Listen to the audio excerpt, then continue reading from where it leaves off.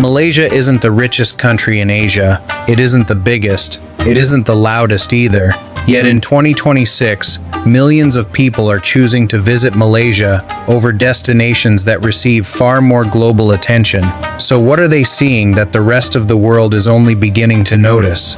By the end of this video, you'll understand why Malaysia has quietly become one of Asia's most compelling destinations. If you're watching this from Malaysia, I need your help. A friend recently told me that Malaysians don't realize how special their country has become because they see it every day. I think he's completely wrong. If you're proud of your country, type Malaysia Boleh in the comments below. Every comment helps introduce Malaysia to someone who may have never considered visiting. More people deserve to discover what makes this country so unique. Assalamualaikum. When most travelers plan a trip to Asia, they usually think of Japan, South Korea, Thailand, or Singapore first. Malaysia often comes later on the list. But something interesting has been happening. More travelers aren't just stopping in Malaysia, they're staying longer. And once you arrive, it's easy to understand why.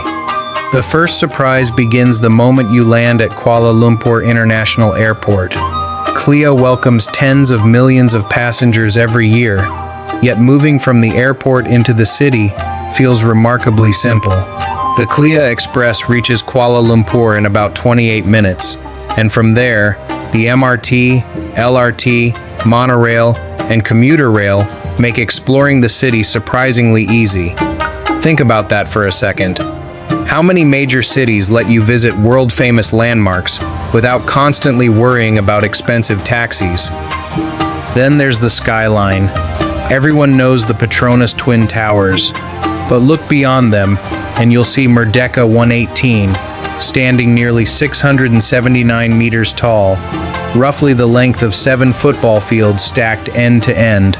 Nearby, the Exchange TRX is rapidly transforming into one of Southeast Asia's premier financial and lifestyle districts, blending luxury shopping, offices, hotels, and public green spaces into one modern neighborhood. But here's the crazy part. People don't come back to Malaysia just because of its buildings. They come back because life here feels comfortable. Walk into almost any cafe or restaurant, and you'll notice people paying with QR codes instead of cash. Digital payments have become a normal part of everyday life, making even small purchases quick and convenient. Then lunchtime arrives. A delicious plate of nasi lemak, chicken rice, or char kway teow often costs between RM10 and RM20. In many Western cities, that might barely buy a coffee. As the sun sets, another side of Malaysia appears. Families gather at mamak restaurants. Friends share roti canai and teh tarik well past midnight. Conversations last longer than the meals themselves. It doesn't feel rushed. It feels connected. And that's becoming surprisingly rare.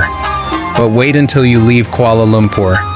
Penang welcomes visitors with colorful street art, colonial architecture, centuries-old temples, and some of Asia's most celebrated street food. Putrajaya offers futuristic government buildings reflected across peaceful lakes. Johor Bahru continues growing into one of Malaysia's most important economic centers, strengthened by its close connection to Singapore. Drive into Genting Highlands, and within a couple of hours, tropical heat gives way to cool mountain air, cloud-covered forests, and world-class entertainment. How many countries offer that much variety in such a short distance? And this is where things get interesting. Malaysia isn't trying to become another version of somewhere else. It has built modern infrastructure without abandoning tradition. It has embraced technology while protecting local culture. It has welcomed international visitors without losing its own identity.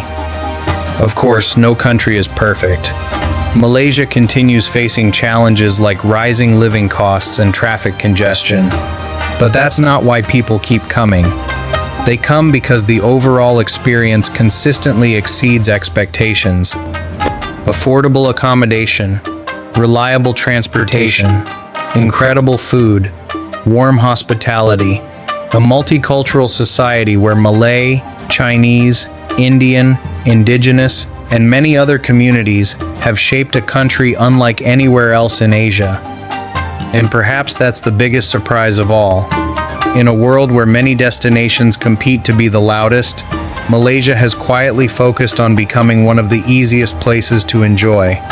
Maybe that's why tourism continues growing. Not because Malaysia promises perfection, but because it delivers something many travelers are searching for without even realizing it. Balance. Modern enough to feel exciting, traditional enough to feel authentic, affordable enough to stay longer, comfortable enough to make you want to return. Perhaps the question isn't why everyone is visiting Malaysia in 2026. Perhaps the real question is, why did it take the rest of the world so long to notice? If you've visited Malaysia, or if you're lucky enough to call it home, what do you think is the one experience every visitor should have before they leave? I'd love to hear your answer in the comments. And if you think that's the end of the story, it isn't. Because the longer you stay in Malaysia, the more you begin to notice something that doesn't appear in travel brochures. People don't seem to be constantly rushing. Yes, Kuala Lumpur has its morning traffic. Shopping malls get crowded. Tourist attractions fill up during weekends. But somehow, life still feels livable. Take a walk through Klaksat Park as the sun begins to set. Office workers are jogging after work. Families are having picnics on the grass. Children are laughing beside the fountains while the Petronas Twin Towers glow against the evening sky. It's one of those moments that makes you stop and think. This is the center of a modern capital city.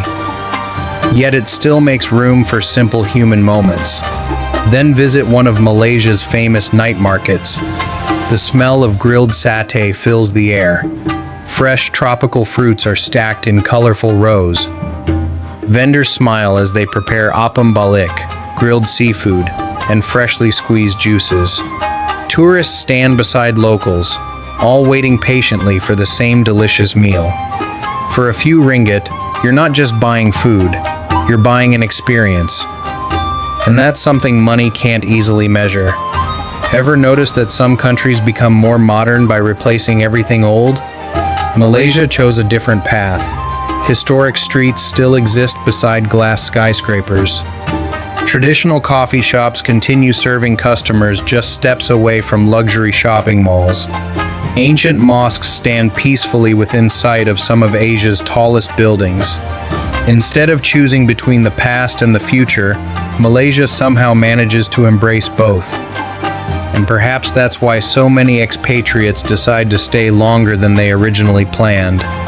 Many arrive for work, others come for retirement. Some simply wanted a short holiday. Then months pass, sometimes years.